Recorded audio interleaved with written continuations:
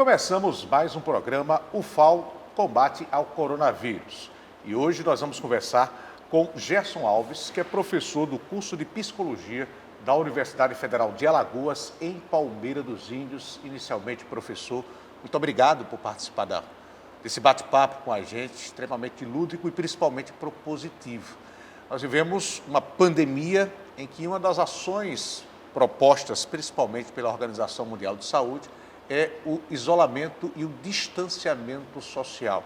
A impressão que se tem é que no começo da pandemia não se esperava que esse isolamento, que esse distanciamento fosse tão longo. E ele já traz consequências, principalmente psicológicas. Que consequências mais comuns são essas, professor? Olha, o processo do isolamento em si, ele é extremamente nocivo. Tanto é que nos sistemas penitenciários, o castigo maior é deixar o sujeito em isolamento. A prisão em si já é o sistema que as sociedades ocidentais adotaram para punir as pessoas, né? Então a gente tem vivido uma espécie de prisão voluntária, não sei até que posso chamar de voluntário mesmo, já que tem sido uma medida que em algumas situações os governos têm tomado medidas mais duras, né, para manter, para que ocorresse a quarentena. Mas ela por si só, ela traz a privação de liberdade, que é uma das necessidades vitais do ser humano, por si só já traz alguns colapsos. Dentre eles, a gente pode destacar em muito a ansiedade. E as pessoas que já possuem uma certa predisposição também ativar dispositivos depressivos. A gente analisa a partir de um fenômeno que a gente chama de desamparo aprendido e a ansiedade a partir de supressão condicionada. Quando a gente estuda tecnicamente esses fenômenos, a gente sempre faz modelos experimentais com animais tentando reproduzir condições que são aversivas, como, por exemplo, a situação de isolamento. Quando a gente aproxima na escala animal do grupo humano, né, com primatas, então a gente já percebe uma necessidade muito grande de interação social.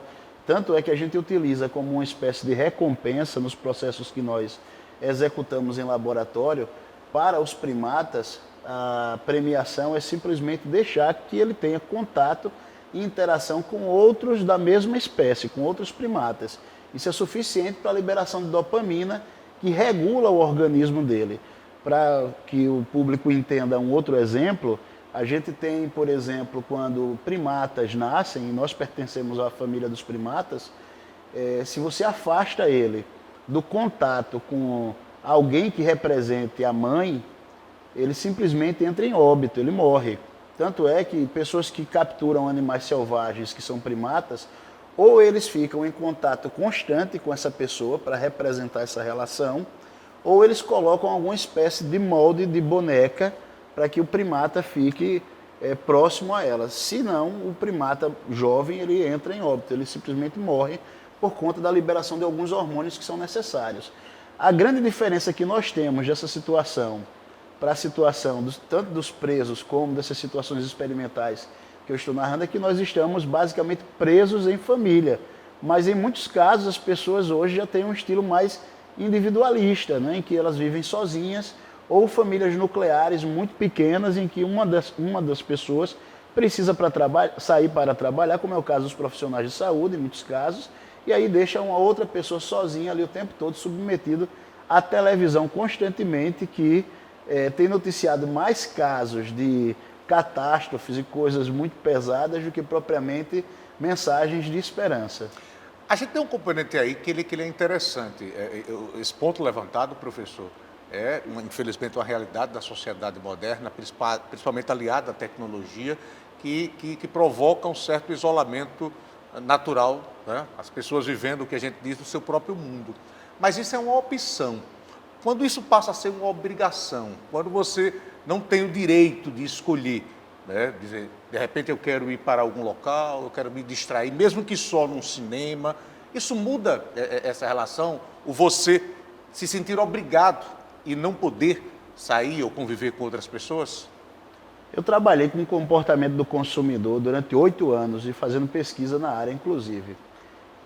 O processo de estimular as pessoas a levarem um estilo mais individualista, que é professado nos filmes, nas novelas, e todo o sistema mercadológico que nós temos hoje, ele se dá porque quanto mais individual o sujeito se torna, maior é o fluxo de consumo dele.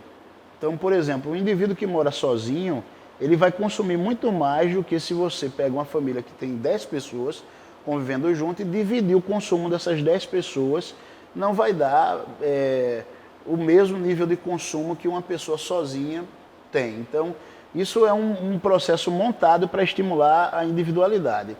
Agora, o que você pergunta é assim, como que essas pessoas hoje, né, que não é voluntários, tendo a ideia de supressão da liberdade, elas ficam. Olha, a supressão da liberdade é um fenômeno tão pesado que a gente tem uma teoria específica criada por Leon Festig somente para analisar isso, em que a gente suprime, às vezes, a liberdade do outro apenas conceitualmente.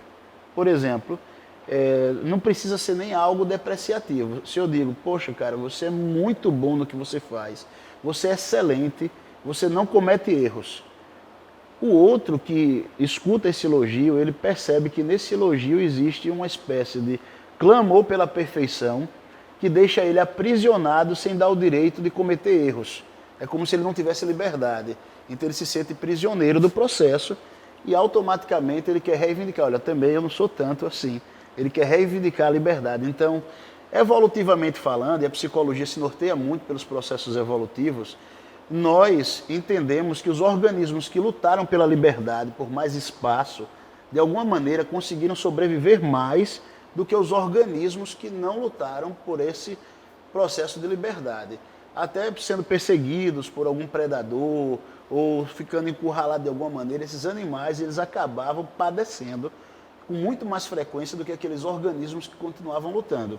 Então esse processo de resgatar a liberdade, de estarmos alinhados com a liberdade, ele é próprio da natureza, não só humana, inclusive de outros animais também. Daí a gente já consegue ter um quadro de quão prejudicial não é esse processo de suprimir a liberdade das pessoas e por isso o argumento precisa vir sempre muito bem formulado na ideia de que as pessoas estão sendo protegidas de alguma maneira, porque senão outros dispositivos psicológicos serão acionados.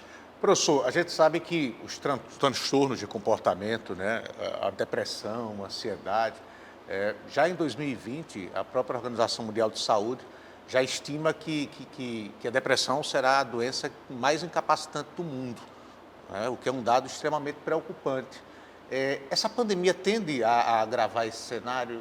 Você acredita, professor, que muitas pessoas sairão doentes, precisando de ajuda no pós-pandemia?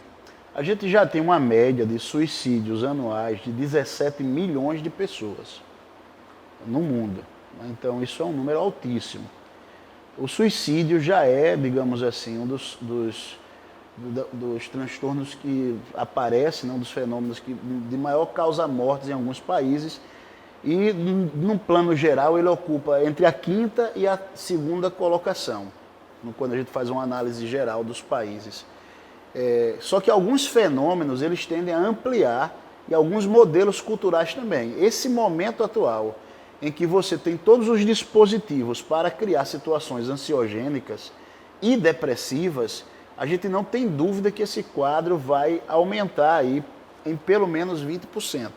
Agora, assim como também fica difícil a gente fazer estimativas estatísticas precisas com relação até mesmo à curva, né, do coronavírus, a gente também vai ter dificuldade de precisar como é que vai ser o comportamento das pessoas, porque existe um outro fenômeno que esse pode ser benéfico para a gente, que em algumas situações em que as pessoas estão lutando pela vida, elas encontram razões para viver diferente do que quando está tudo bem. Isso é um fenômeno engraçado e muitas vezes explorado até também pelas pessoas dentro de um ambiente técnico, né? O que acontece é que a gente está num ambiente sem controle e aleatoriamente esse fenômeno está acontecendo. As pessoas estão precisando de alguma maneira lutar pela vida e aí se o indivíduo já tem disposições depressivas, isso pode ser negativo. Quando eu falo de disposição depressiva, é porque a gente entende que o depressivo ele tem um processo de montagem que é anterior ao fenômeno que pode desencadear o processo. Uma pessoa que tem, por exemplo, uma autoestima muito bem resolvida e elevada, quando você desafia ela ou coloca alguma coisa dizendo que ela não é capaz, ela automaticamente sente-se impulsionada a lutar e a provar que pode. Já uma pessoa que tem uma estrutura depressiva e, portanto, a autoestima já não é muito bem trabalhada, quando você lança esse mesmo desafio, a pessoa entende aquilo como se você estivesse condenando-a àquela situação. Ela tende a desistir com muito mais facilidade. Então esse processo ele está muito fácil de ocorrer dentro desse ambiente. E aí o suicídio quase sempre está relacionado ou a situações de depressão, são os dois grandes pontos que a gente classifica, depressão, ou situações impulsivas por conta de algum fenômeno repentino que acontece, como o término de um relacionamento, perda de um emprego. E aí a gente tem essa convergência agora, porque com essa crise econômica enorme, isso vai levar a crises de relacionamento, vai levar a perdas de emprego e a outras situações que são, digamos assim, muito pesadas para as pessoas responderem de maneira mais tranquila, né? Então, atitudes impulsivas podem surgir com muita facilidade, o que vai gerar os dois pontos chaves para que a gente tenha aumento dos casos de suicídio. Professor, nós somos um povo latino, um povo que gosta do contato, que gosta do abraço, que gosta do beijo, que gosta do cumprimento. Tudo isso, né, por recomendação da Organização Mundial de Saúde, não é aconselhável num momento como esse, mesmo com alguns artifícios que são usados para tentar garantir a segurança. Um fenômeno como esse é suficiente, de repente, para mudar a característica de uma população, muitas vezes motivada pelo medo do contato? A resposta é sim, mas eu não sei se é suficiente apenas um evento como esse. O que nós entendemos é que todos os comportamentos humanos, inclusive os comportamentos culturais, eles se desenvolveram por processos históricos que aqueles grupos humanos vivenciaram. Então, muitos ritos que nós temos hoje, como por exemplo, o pavor que quase todas as culturas têm com relação aos mortos, ele tem elementos, inclusive, filogenéticos. Quando eu falo filogenéticos, para o público que está me ouvindo e não sabe o que significa, são elementos que foram adquiridos por processo evolutivo, ou seja, eles estão inscritos na estrutura biológica humana. É como se nós tivéssemos algoritmos que determinam parte do nosso comportamento. Então, esse comportamento de afastamento aos mortos, de medo, a ideia dos fantasmas, ele existe e aparece em praticamente todas as culturas. E por que aparece em todas as culturas? Porque é um fenômeno que leva à proteção. Não é que as pessoas, se afastando dos mortos, e as que se afastaram, elas conseguiram garantir a sobrevivência e minimizar os riscos de contaminação. Então, muitos outros ritos, e aí em cima disso a gente foi criando toda a ritualística de cuidado com os mortos, de enterrar, de queimar alguns grupos, ou quando alguns fenômenos que a gente tem também de mumificar os mortos, com todo o cuidado também. Então, não é diferente esse momento que nós estamos vivendo, em que o risco de contaminação é grande e isso vai fazer as pessoas repensarem formas de se cumprimentar e de se relacionar. Então isso não tenha dúvida que de alguma maneira vai deixar marcas e vai criar aí certos ritos diferentes também. O senhor esperava passar por uma situação como essa, professor? Para quem trabalha a psicologia, que sabe que a gente vai ter um mundo diferente, hoje muito se fala sobre o novo normal, né? Qual será o próximo normal? Para quem trabalha com psicologia, esse é um grande desafio? Olha, para quem trabalha com psicologia mesmo e sempre procura fazer uma análise histórica, a gente vai entender que todo ser humano tem uma necessidade do novo e que o momento histórico dele é único. Mas a gente pode dizer que a novela é a mesma com personagens diferentes.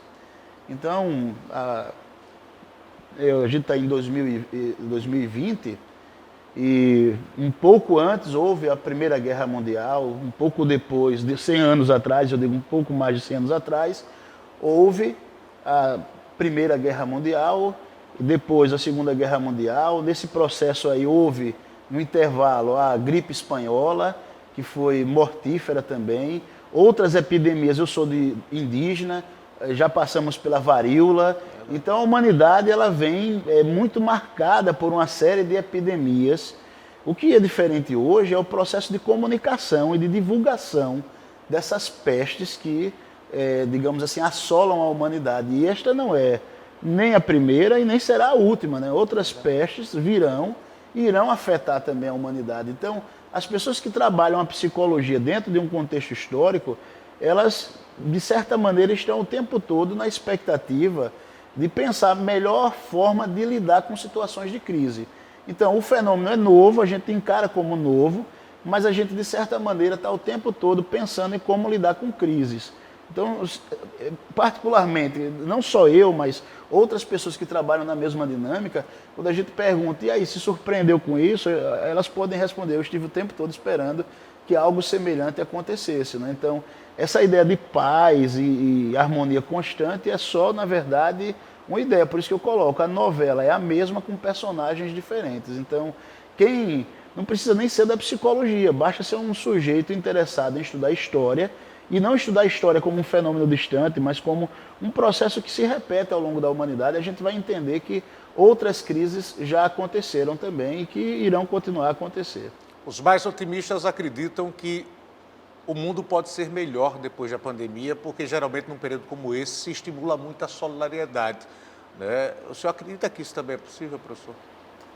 Olha, o que eu tenho que falar de maneira técnica a partir da minha área, não simplesmente emitir uma opinião assim. O que a gente sabe? As pessoas que já pertencem a comunidades, como por exemplo o Sertão de Alagoas, foi até como eu sou professor de psicologia, eu tenho muitos alunos que hoje atuam no Sertão. Então aquelas populações, elas sobreviveram porque elas foram extremamente solidárias umas com as outras. Então num momento de crise como esse, essa solidariedade aflora novamente com muita facilidade. Já em ambientes em que se estimula bastante a individualidade, e aí isso também faz parte da composição humana, numa situação de crise, de luta pela sobrevivência, as pessoas se tornam, às vezes, mais cruéis.